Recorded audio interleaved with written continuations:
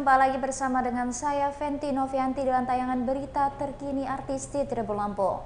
Kami akan menyajikan informasi menarik dan terupdate terkait artis tanah air hanya untuk Anda. Dan inilah berita terkini artis selengkapnya. Catherine Wilson dan Idam Mase sepakat cerai, akui sudah tak ada keharmonisan dalam rumah tangga. Sidang lanjutan perceraian Catherine Wilson dengan Idam Mase digelar di Pengadilan Agama Depok, Jawa Barat pada Rabu 24 Januari 2024. Sidang yang beragendakan mediasi itu dihadiri langsung oleh kedua belah pihak. Keduanya pun menyebut sudah tak ada keharmonisan dalam rumah tangganya.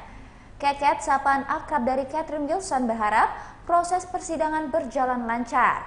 Diketahui aktris Catherine Wilson gugat cerai suaminya Idam Mase di Pengadilan Agama Depok pada 24 Desember 2023 lalu. Sidang perdana digelar di Pengadilan Agama Depok pada Rabu 10 Januari 2024.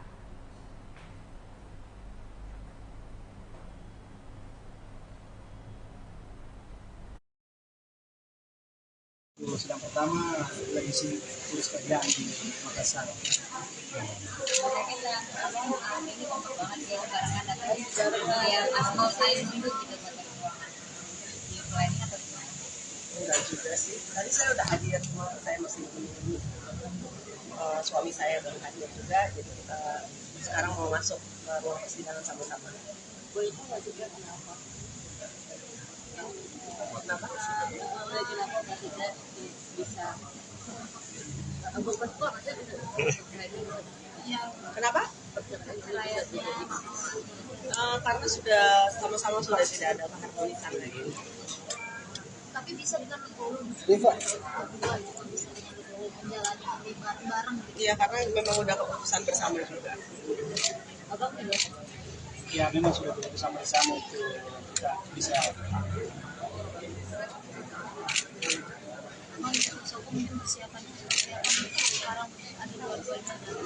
Ya, bismillahirrahmanirrahim. Alhamdulillahirrahmanirrahim. Dipanggil, kita sangat bersyukur sekali pada hari ini Bu Catherine dengan Pak Idam Mase sudah hadir ya. Beliau juga mentaati apa yang menjadi isi keputusan atas perintah majelis untuk hadir hari ini. Nah, hari ini adalah sidang yang disebut dengan sidang pertama. Para pihak dihadapkan di hadapan majelis yang mulia. Nah, kemudian acara selanjutnya masuk kepada acara mediasi yang sudah sesuai dengan aturan hukum yang berlaku. Sesuai dengan ketentuan di agama, setiap perkara yang diajukan di pengadilan wajib hukumnya untuk dimediasi. Itu ya poinnya. Nanti apapun hasil mediasi ya berpulang kepada Ibu Catherine dengan Pak Idam Mase, apa yang menjadi finalisasi beliau berdua. Gitu. Ya, saya itu aja. Oke, ya. Masuk dulu ya. Sidang pertama lagi urus kerjaan di Makassar. Ini kompak banget ya, barengan datang yang asal saya dulu gitu di planning atau gimana? Enggak juga sih, tadi saya udah hadir, cuma saya masih menunggu suami saya baru hadir juga, jadi kita sekarang mau masuk ke ruang persidangan sama-sama. Itu nggak juga kenapa? Kenapa? Kenapa nggak juga bisa? Kenapa? Karena sudah sama-sama sudah tidak ada keharmonisan lagi. Tapi bisa dengan Riva, menjalani bareng-bareng. Iya, karena memang udah keputusan bersama juga. Abang juga. ya memang sudah keputusan bersama itu kita bisa.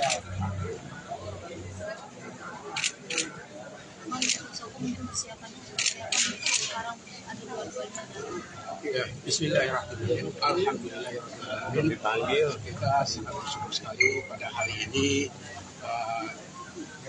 Bu Catherine dengan Pak Idam Mase sudah hadir ya. Beliau juga mentaati apa yang menjadi isi keputusan atas perintah majelis untuk hadir hari ini. Nah, hari ini adalah sidang yang disebut dengan sidang pertama. Para pihak dihadapkan di hadapan majelis yang mulia. Nah, kemudian acara selanjutnya masuk kepada acara mediasi yang sudah sesuai dengan aturan hukum yang berlaku. Sesuai dengan ketentuan di agama, setiap perkara yang diajukan di pengadilan wajib hukumnya untuk dimediasi. mediasi. Itu ya poinnya. Nanti apapun hasil mediasi ya berpulang kepada Ibu Catherine dengan Pak Idam Masih, apa yang menjadi finalisasi beliau berdua gitu. Ya saya itu aja. Oke, ya. Tutup dulu ya. Waktu sidang pertama lagi sibuk urus kerjaan di Makassar. Ini kompak banget sih barengan datang yang asmal saya hidup gitu buat di planning atau gimana? Enggak juga sih. Tadi saya udah hadir, cuma saya masih menunggu suami saya baru hadir juga, jadi kita sekarang mau masuk ke ruang persidangan sama-sama. Boleh nggak juga kenapa? Kenapa? Kenapa Mbak tidak bisa Kenapa? Karena sudah sama-sama sudah tidak ada keharmonisan lagi. tapi bisa dengan menjalani bareng Iya, karena memang udah keputusan bersama juga. abang juga Ya memang sudah keputusan bersama. Beralih ke kabar selanjutnya, Tribuners, Indah Sari ancam polisikan Dewi Persik soal sindiran di media sosial. Indah Sari tak segan membawa masalahnya dengan Dewi Persik ke ranah hukum. Hal itu usai Dewi Persik melakukan sindiran soal pansos Indah Sari di media sosial. Diketahui awalnya Indah Sari merupakan sahabat Dewi Persik yang melaporkan dugaan perselingkuhan kekasih sang artis yakni Ruli.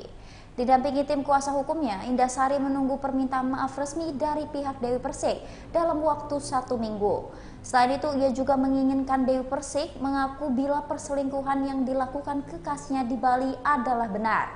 Pihak Indah Sari masih menunggu itikat baik dari Dewi Persik.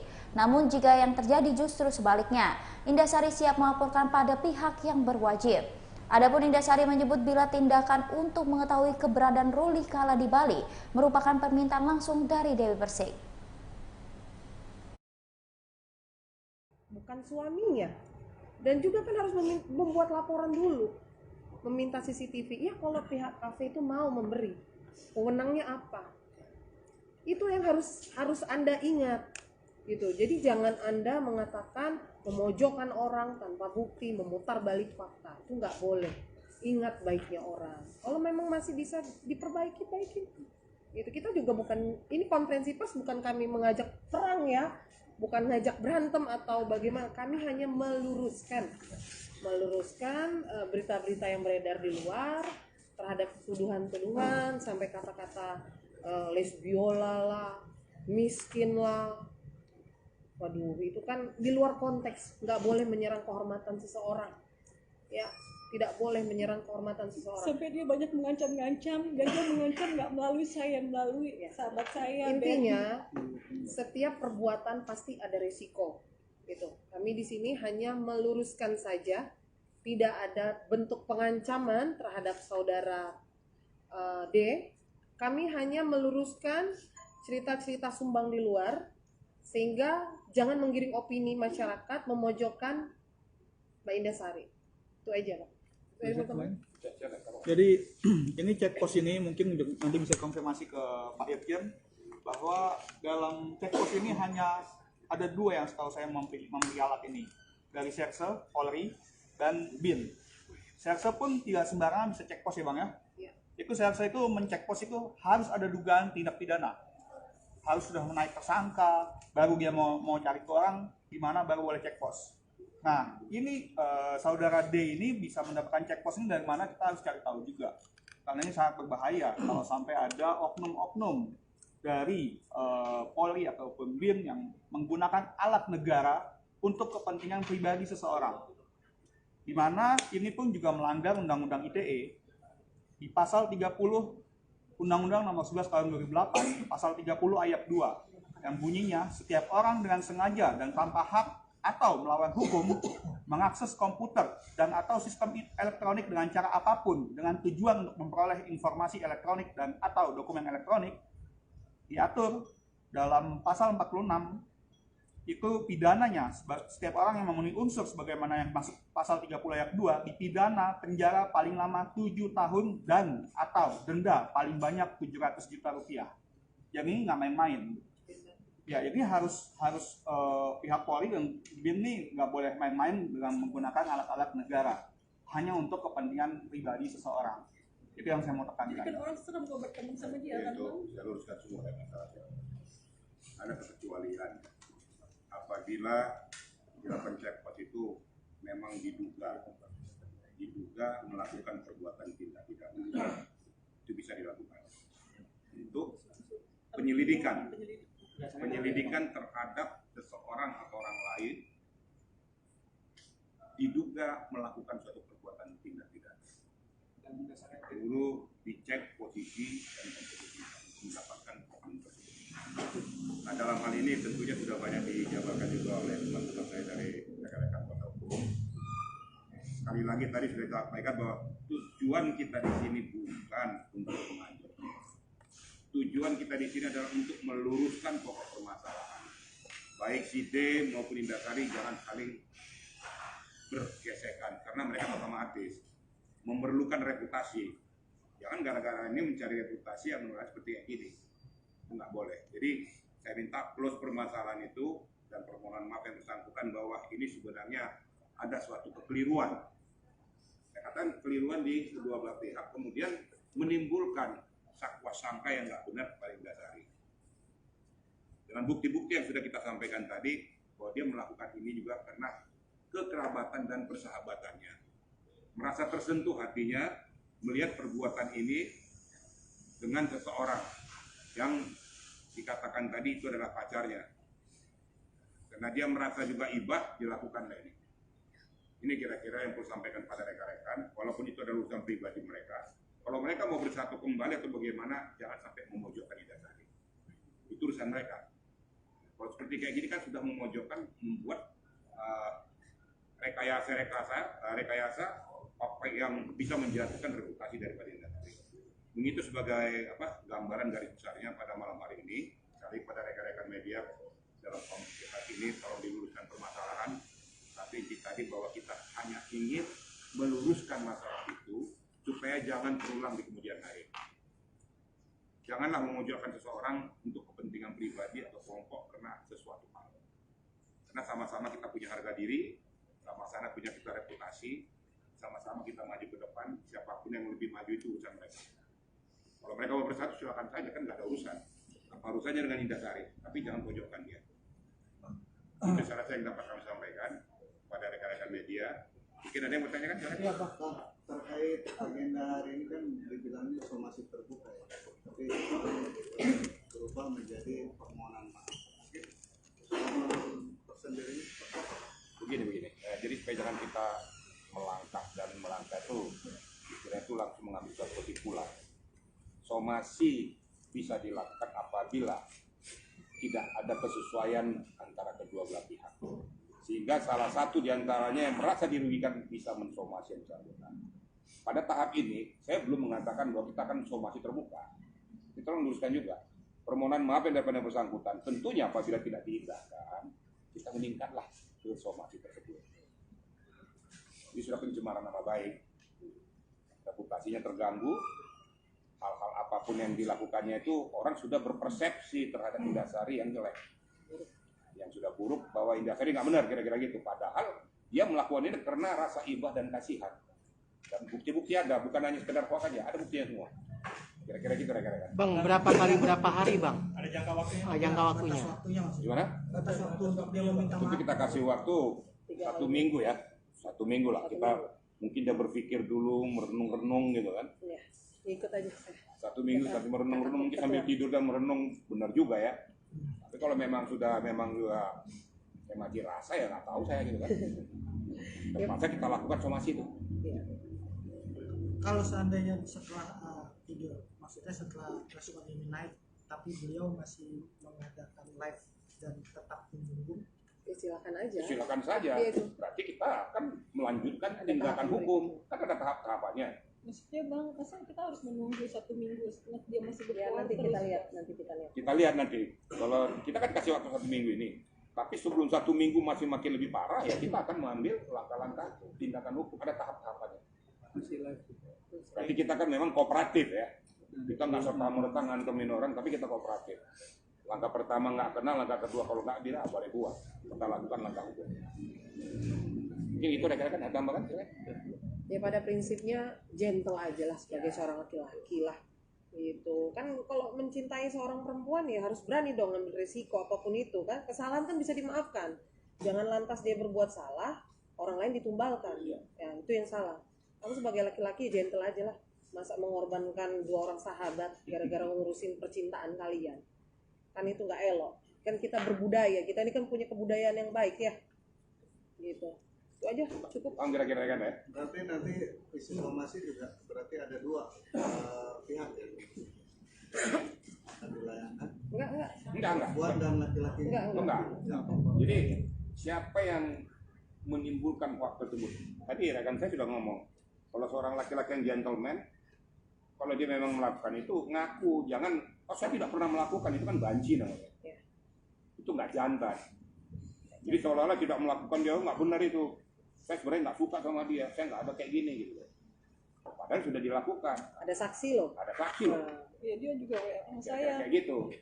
Jadi jadi laki-laki kita itu ya gentle agreement lah. Dan dia Berani berbuat, berani bertanggung jawab, kan begitu. Dia WA ke saya adalah saya dikata-katain miskin terus sama itu, Kementerian itu nanti Dalam. lah. Padahal saya memberikan dia 1 bulan 60 juta. Enggak, itu nanti aja. Nanti lanjutannya. Nanti lanjutannya aja. Lanjutannya. Ini kita sudah masuk ke inti masalah. Itu apa namanya? Nanti aja, Rekod aja itu nanti aja, jangan ditambahkan. Ini kita masuk ke substansi aja, jangan jadi melebar kemana-mana. Jangan lebar dulu, nanti kita dibilang fitnah lagi kan? Belum selesai satu. Ini aja intinya. Belum selesai satu. Ada masalah, pemecahan masalah. Iya maksudnya ya mungkin abang yang bikin aku sedih.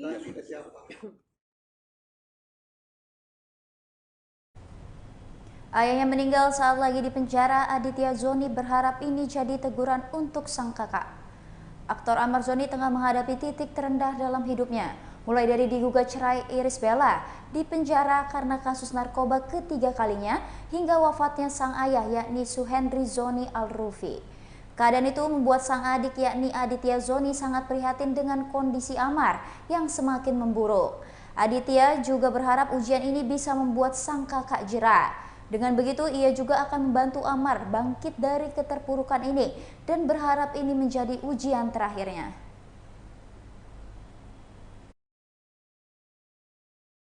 Nah, ini hari ini kan pengajian 3 harian ya Pak, datangnya telat tadi ada ngurusin beberapa urusan dulu.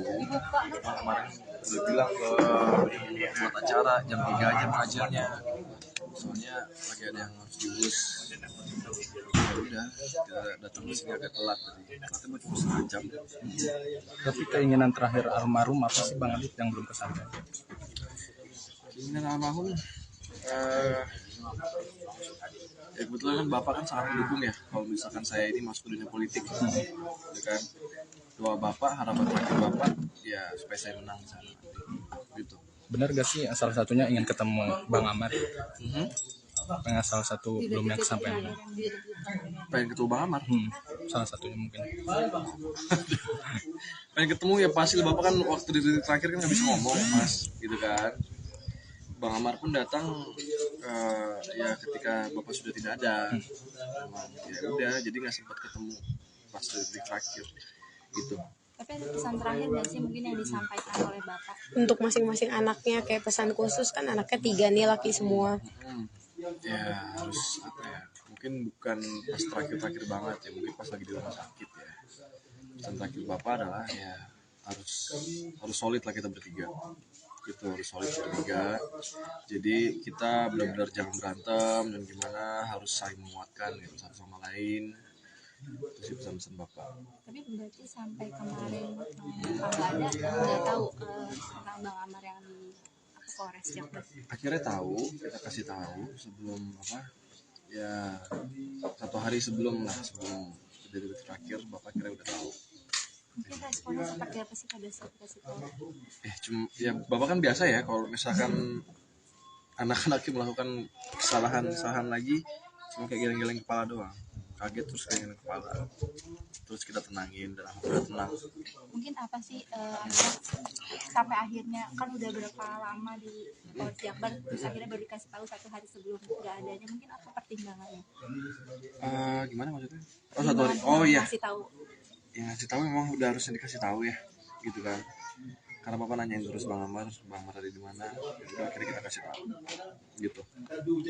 Tapi kalau kemarin melihat juga KIBL juga sempat ziarah Jumiawat juga, pasti ada nggak sih mungkin pesan khusus dari KIBL sendiri yang disampaikan? Kesan khusus dari KIBL sendiri, ya harus kuat pertama ya, karena di sini Bang Amar juga nggak ada, Bapak juga udah nggak ada, jadi emang di sini saya lah yang anak nomor 2 yang harus ngemban tanggung jawab ini. Jadi saya harus kuat KIBL, dan ya udah kita harus semua solid, apapun yang terjadi sama KIBL dan Bang Amar itu tidak merubah sedikit pun hubungan kita, gitu. Setelah dikasih tahu kemarin, mungkin ada nggak sih komunikasi menjelang detik-detik terakhir Bapak dengan Bang Amar, mungkin video call atau apa? Video call menjelang detik terakhir Bang Amar video call. Ya hanya sebatas itu video call, gitu loh. Kondisi Bang Amar sendiri seperti apa pada saat mungkin menjelang? Wah ya terpuruk banget lah dia, stres banget lah dia, gitu kan, nangis segala macam. Cuma baik lagi Bang Amar pun bilang kita ya, karena memang kita ini kan saudara gitu loh, kita adik kakak, jadi emang harus saling menguatkan, apalagi Bang Amar juga butuh support. Nah jadi insya Allah besok saya pun sana datang ke Polres, jadi teman-teman kalau mau datang aja. Jam 10-an paling, jam pagi saya mau datang di sana, mau jemput Bang Amar, lihat ke apa kondisinya. Jadi setiap minggu lah insya Allah saya akan datang untuk support gimana pun juga, itu kan abang, ya kan. Nah kalau kemarin kan saya tidak datang karena saya ngurusin Bapak, terus ngurusin dapil, setelah saya turun dapil terus. Jadi untuk Bang Amar mungkin agak susah kemarin. Nah, sekarang kan udah oke lah, lumayan lah. Saya bisa ke situ Bang Amar, gitu. Mungkin saling menguatkannya bentuknya seperti apa sih, karena kan terpukul ya dengan apa yang terjadi dengan Bang Amar saat ini. Dengan hadirnya kita di sana juga udah kasih kekuatan ya sama Bang Amar ya. Maksudnya adik-adiknya ada di situ dan dia tuh nggak sendirian, ada kita juga di situ gitu. Jadi nggak usah takut kalau dia sendirian, gitu. Karena gimana pun juga kita adik-adiknya selalu ada di sini gitu. Bang Adit, tapi kalau ya dengan adanya kejadian ini, apakah dia akan tobat gitu dengan hal-hal yang buruk yang dia lakukan sebelumnya?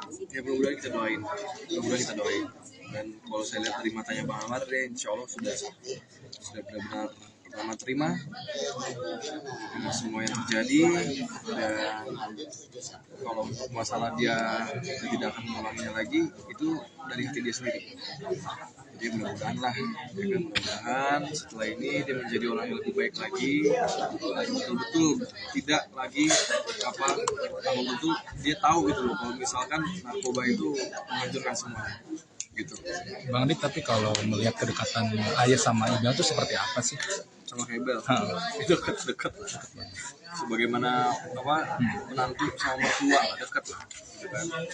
Jadi kalau misalkan dibilang setiap hari banget enggak, karena kan Ibel kan punya keluarga juga. Jadi seminggu sekali pasti ketemu. Gitu. Ibel sendiri hilang nggak sih dengan? Ya bisa dilihat dari kemarin kan raut wajahnya, raut ekspresinya kan sangat kehilangan kan Ibel kan. Ya itu. Saya juga minta doa sama Ibel supaya ya ditenangkan lah Bapak di sana. Gimana pun juga kan kita satu keluarga. Berarti bisa dibilang kalau ayah ini sebagai sosok seminggu itu bisa 2 kali 3 kali gitu ya kan. Apalagi waktu Bang Amar Bapak punya cucu pertama Bapak Air Amala baru Zen Air Amala, aku Bapak sering juga datang ke Tanah Teduh gitu rumahnya gitu. Bang Amar sendiri gimana sih kondisi terakhir? Bang Amar terpuruk, stres. Memang harus kita, saudara-saudaranya, adik-adiknya harus mensupport. Nah, makanya ini bentuk dukungan saya mensupport sebagai adiknya Bang Amar. dia harus mensupport terus gimana pun Bang Amar gitu. Berarti kalau misalkan ada putusan cerai sampai ini tetap berhubungan Kita baik ya? doakan yang terbaik karena kita itu udah putusan KIBL, putusan Bang Amar juga mungkin saya nggak tahu.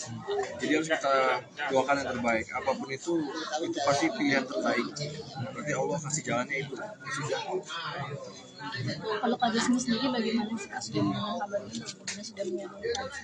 Yasmin pas dengar kabar ini di malam bapak meninggal itu mau langsung pergi dari Malaysia ke Indonesia berdua aja sama Zain. Kebetulan Zain lagi kurang enak badan, dia lagi sakit, giginya mau numbuh, jadi agak-agak meriang gitu. Saya kan nggak tega dengan kalau harus pagi-pagi subuh datang dari Malaysia ke Indonesia kan bawa anak berdua doang. Jadi saya pengennya tunggu dulu sampai tenang, nanti saya akan jemput sesuai dengan janji saya. Karena mau gimana pun juga, walaupun Yasmin sudah meminta dan Yasmin sudah menawarkan kalau dia pulang ke Indonesia, tapi saya menolak itu. Saya nggak mau karena saya ingin ke sana juga, pengen keluarga juga. Jadi lebih baik ya Yasmin di sana dulu, karena kan Zain juga masih sakit. Kita mikirin begitu. Mungkin mau jemput. Ya insya Allah setelah tanggal 10 Februari. Tapi kedekatan Bapak sama Yasmin sendiri Sangat dekat bercanda-canda. Karena kan kita tinggalnya sama-sama di Sentul ya. Setiap hari itu Yasmin sama saya itu pasti datang ke rumah Bapak. Ya kan ngajak Bapak jalan-jalan. Bapak suka makan apa tuh? Makan Malaysia juga suka Bapak. Dan di situ kebetulan ada masakan Malaysia tuh di Sentul. Jadi ya udah Bapak kesitu terus sama Yasmin. Kadang-kadang saya nggak ada, Yasmin berdua sama Bapak naik motor. Yasmin bisa naik motor. Kayak gitu. Tapi Bapak sendiri sebagai sosok yang dibalik suksesnya Bang Adit yang kalau dilihat dari postingan Instagram itu gimana sih? Ya, dari awal sampai saat ini yang mendukung dan mensupport saya itu selalu Bapak. Mau apapun yang saya kerjakan, mau apapun yang saya lakukan, itu Bapak selalu mensupport gitu, selalu mendukung, gitu kan. Jadi ya Bapak itu yang sudah saya sebutkan, Bapak adalah main karakter, adalah tokoh utama dalam hidup saya. Jadi saat ini Bapak sudah tidak ada, saya kehilangan karakter utama dalam hidup saya. Gitu. Tapi kamu yakin nggak sih bisa menggantikan sosok ayah kamu sendiri? Ya kan kamu Ya kan kan, juga sekarang beban. membeban tanggung jawab Ya, semua. kalau menggantikan mungkin agak berat. Cuman apa ya? Ya saya lah representatif Bapak sih. Bukan Bapak ya, Bang Amar deh. Saya representatif Bang Amar sebagai anak yang paling tua. Karena Bang Amar kan lagi nggak bisa ngapa-ngapain juga, ya itulah. Saya menggantikan peran Bang Amar oke. Cuman kalau menggantikan peran Bapak mungkin cukup berat. Gitu. Karena pun saya juga punya keluarga, jadi kalau harus mikirin Panji juga pusing juga. Tapi ya saya akan lakukan yang terbaik buat keluarga saya, buat adik saya, adik sepupu, Amala dan Air. Tapi besok Dit kan mau jenguk nih, rencana ada bawa apa gitu nanti? Dia udah banyak. Udah banyak Dibawain terus kok dia setiap ini. Saya nggak bawa apa-apa, bawa diri aja lah. Tapi Bang Amar tahu mau jenguk besok? Tahu. Dia tahu. Dia yang minta sendiri waktu dia datang ke rumah kan dikasih keringanan sama polisi ya, datang memang. Karena sekali lagi itu hak progresifnya tahanan ya. Datang ke rumah terus dia peluk saya, dia bilang ya saya butuh support. Supportnya itu seperti apa? Apa kamu dengan datang-datang? Dia teman ngobrol gitu kan. Ya udah. Yang ketiga kali ya, mungkin dari keluarga sendiri gimana sih? Apakah ada sesuatu hal yang membuat pengen Bang Amar terjerat gitu? Mungkin dengan cara apa gitu? Dengan cara ini sudah jerah lah harusnya ya Mbak. Maksudnya Bang Amar kehilangan segala-galanya gitu loh. Harta nggak usah dihitung lah. Harta pasti sudah kehilangan semuanya. Anak, istri, keluarganya hilang. Bapaknya yang selalu dibanggakan, yang selalu motivasi, itu juga udah nggak ada. Sisa Bang Amar, sisa siapa? Sisa saya sama Panji. Saya sudah punya keluarga juga, saya sudah punya anak, punya istri. Panji juga belum punya anak, belum istri, belum bisa apa-apa juga lah gitu kasarnya. ya Bang Amar harus gimana caranya, apa ya, benar-benar harus kuat lah, harus kuat dengan ujian-ujian ini, karena mungkin ini jalannya Bang Amar seperti ini, dia mengharuskan Bang Amar seperti ini. Mudah-mudahan ini ujian terakhir Allah yang berat ya. Mudah-mudahan Bang Amar kedepannya jadi orang sukses, dan saya yakin kok Bang Amar ini orang baik. Bang Amar orang baik. Mau di luar sana gimana pun beritanya, cuman saya yakin Bang Amar orang baik, karena saya tahu dia dari kecil. Gitu. Di hati dia itu dia orang baik, dia orang yang konsisten, dia orang yang total sama pekerjaannya. Ya mudah-mudahan dengan ujian-ujian ini Bang Amar bisa jadi manusia atau pribadi yang baik lagi. Gitu. Ya. Oke, aman.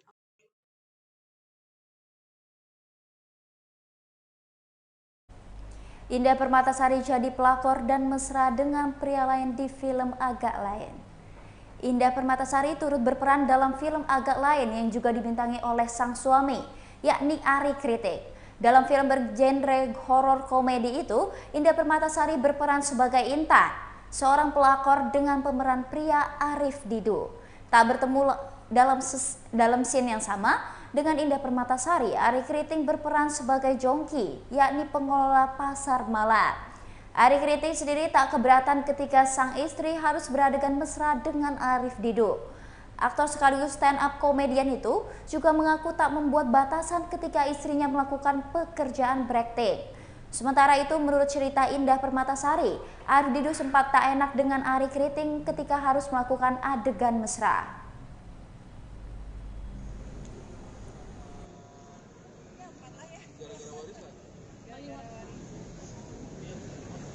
Dari bapak-bapak terakhir. Tadi melihat peran Kak Indah di film ini seperti apa? Saya minta dia bawa beberapa baju syutingannya dia sih. Istighfar. Bang Ari tetap dimasukkan komedi ilmu hitam itu memang Bang Ari sendiri yang minta atau seperti apa sih? Ini kan film yang dibikin oleh orang-orang yang bergaul sama-sama kita ya. Tidak mungkin saya inisiatif melakukan itu. Karena mereka mengeksploitasi apapun yang bisa mereka eksploitasi. Kapitalis mereka ini sebenarnya. Kak Indah ketika pertama kali ditawarkan sebagai pelakor ya tanda kutip, gitu gimana, langsung setuju kah atau mikir-mikir dulu Kak Indah?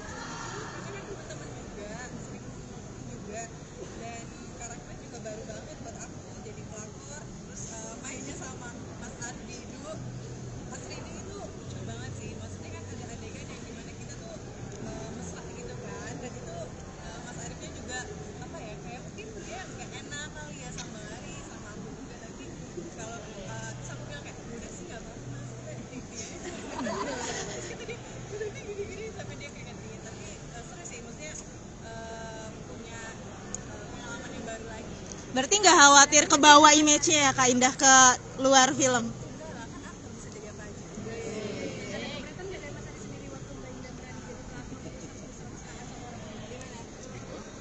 Enggak juga sih, kalau saya sih maksudnya itu adalah konsekuensi kita sebagai seorang pemain film, dan kami sih sadar diri, tahu batasan dan lain sebagainya gitu ya. Meskipun adegan dia banyakkan romantisnya, saya banyakkan diinjak orang gitu, agak kurang imbang gitu. Cuman saya sih senang karena ketika ada adegan romantis antara Arif Didu, itu membuat Arif Didu setara Reval Hadi sekarang.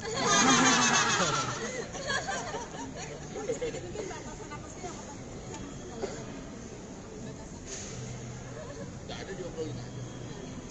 Ya, diobrolin aja, kalau saya sih tidak membatasi ya. Terserah apa yang membuat dia nyaman. Justru ketika dia tidak nyaman dengan karakter atau adegan atau cerita yang kasian ya? Iya, baru dia ngobrol ke saya. Masalah batasan sih. Ntar gue tanya Tisa dulu. Tapi kita satu film sama istri atau suami sendiri. Cuman kebetulan kali ini kita nggak ada satu film. Kabar terakhir Tribuners, Inul Daratista beberkan dampak jika bisnis karaoke-nya tutup. 5.000 karyawannya bisa kena PHK. Inul Daratista menegaskan menolak kenaikan pajak hiburan bukan hanya untuk keuntungan pribadinya, melainkan juga sebagai upaya untuk melindungi nasib pekerja di rumah karaoke miliknya. Hingga saat ini Inul Daratista telah memiliki 5.000 karyawan di semua cabang rumah karaoke yang dimilikinya. Ia menolak kenaikan pajak hiburan karena khawatir hal tersebut dapat menyebabkan kerugian besar pada bisnisnya. Bahkan mungkin terpaksa tutup dan seluruh karyawan terancam kena PHK.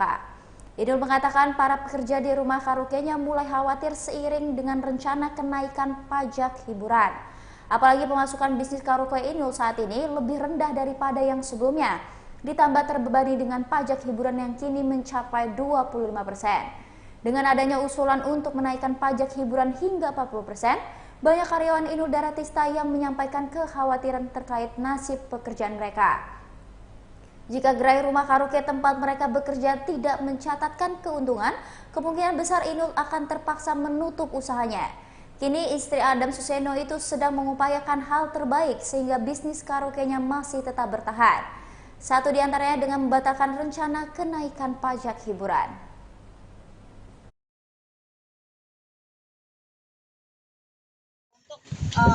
Bisa bertahan saat ini. Mudah-mudahan semuanya bisa terlaksana dengan baik sampai menunggu keputusan dari MK nanti.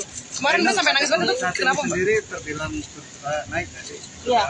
Memberatkan atau belum? Apalagi ini ditambah bukan memberatkan lagi, tapi saya rasa ini bisa membuat usaha saya tutup. Dan ini juga akan menjadi efek dari tutup ini kan juga banyak sekali pegawai saya yang kena PHK, dan tentunya bukan efeknya dari pekerja karyawan saja yang kena PHK, tetapi hasilnya adalah insan musik pun juga tidak akan dapat bukan saja royalti ya, tapi kita tidak bisa setor ke LMKN. Kalau kita tutup juga tidak ada income buat mereka juga, karena pendapatan kita itu di karaoke keluarga saat ini dalam 1 tahun itu kita bisa setor ke LMKN itu 22 miliar loh. Kita bisa setor ke situ dan itu bisa distribusikan kepada semua insan musik, artis-artis juga. Tapi kalaupun seandainya kita tetap akan dikenakan dengan pajak yang begitu besar, ya wassalamualaikum. Gitu ya, kita tunggu aja, mungkin akan selesai lah usaha kita. Berapa karyawan Mbak di PHK Mbak aja? PHK ini kemarin bukan mengurangi, PHK berapa habisi semua karyawan karena kan tutup. Total berapa karyawannya Mbak? Berapa yang di PHK Mbak? Karyawan totalnya ini ya kira-kira 5.000 plus mata rantainya, keluarga dan lain sebagainya, mungkin bisa 20 sampai 25.000 orang. Itu dari saya sendiri, belum dari teman-teman Happy Papi, Masterpiece, Diva, dan kawan-kawan karaoke keluarga yang mereka juga punya karyawan juga banyak. Dukungan karyawan gimana Kak? Oh, kita sudah bikin judicial review-nya, nanti kita tinggal untuk dikirim ke Bapak Haryadi, nanti biar dikoreksi-koreksi mana-mana yang memang perlu ditambahkan atau dikurangin atau dihilangkan gitu. Jadi mudah-mudahan ini mohon doanya aja, karena saya berdiri di sini mewakili teman-teman Asosiasi Pengusaha Karaoke Indonesia dan juga karaoke saya sendiri, dan juga saya memperjuangkan begitu banyak karyawan-karyawan saya yang saat ini lagi gelisah gitu. Mohon doanya aja, mudah-mudahan semuanya ada jalan keluar dan titik temu yang baik. Selain Pak Menteri sudah mengeluarkan surat edaran ini sebagai acuan kita, pegangan kita hari ini. Jadi untuk pajak mudah-mudahan sampai hari ini masih konsisten ke sebelumnya, tapi kalaupun ada kenaikan nanti kita negosiasi dengan dari Pemda setempat. Itu kemarin sampai nangis banget Mbak.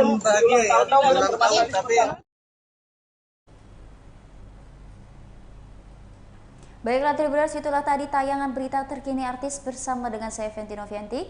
Ikuti terus YouTube Tribun Lampung News Video dan YouTube Tribun Lampung Official. Selamat sore dan sampai jumpa.